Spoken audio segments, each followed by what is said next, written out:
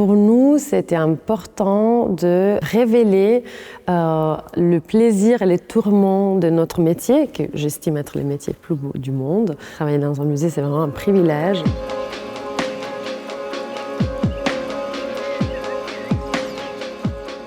Bonjour Federica Chiocchetti, merci de nous accueillir. Depuis 3 ans, vous dirigez le musée des Beaux-Arts Le Locle, où nous nous trouvons, une institution bicentenaire que vous n'avez pas cherché à dépoussiérer, mais plutôt à détourner doucement, finement de l'intérieur. On sent un musée qui ne se regarde plus en vitrine, mais qui se pense en dialogue, en tension.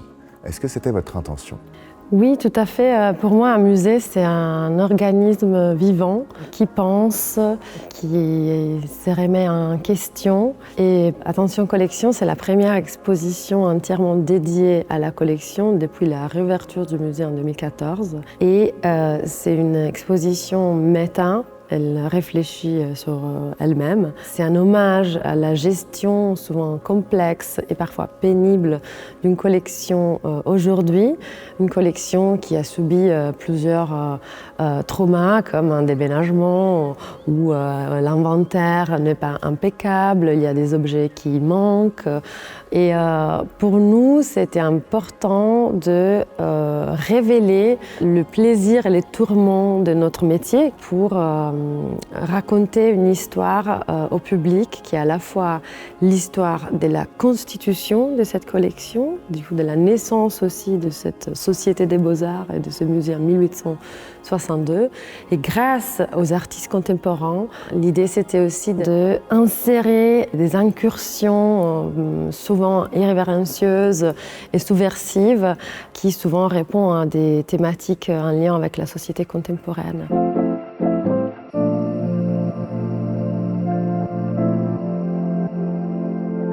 Il y a plus de 5000 pièces dans cette collection, mis en tension avec des interventions contemporaines. On va commencer par le biais. Qu'est-ce que le regard de l'artiste dit du territoire et de ce qu'un musée peut en révéler ?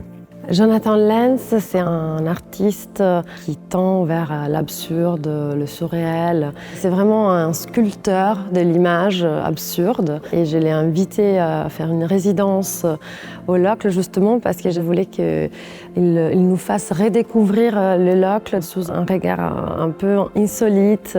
Ça crée une espèce de balade loufoque autour de la ville. D'ailleurs, on est entouré par 28 socles.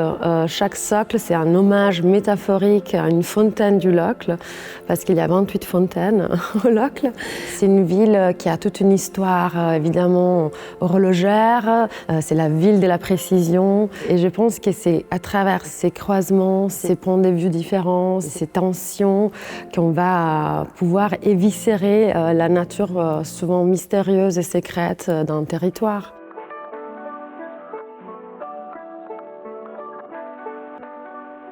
Une autre artiste, Augusta Lardy-Micheli, que vous nous permettez de découvrir ici.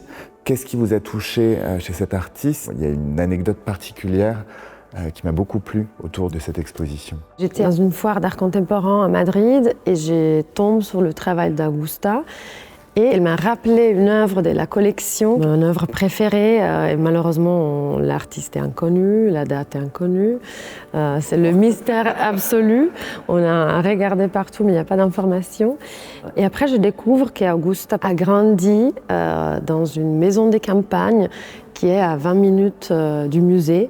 Et le paysage neuchâtelois a toujours nourri son imaginaire à distance, parce que du coup, elle a fait ses études à Londres et à Paris. Elle a toujours vécu à l'étranger. Et alors, pour moi, c'était intéressant de lui proposer du coup de revenir, se plonger dans les paysages qui avaient tellement nourri son imaginaire pour créer une exposition avec de nouvelles pièces. C'est vraiment une peinture somatique très intense où derrière une apparence abstraite et reposante, entre guillemets, il y a vraiment des angoisses et des préoccupations climatiques pour la situation qu'on est en train de vivre tous les jours.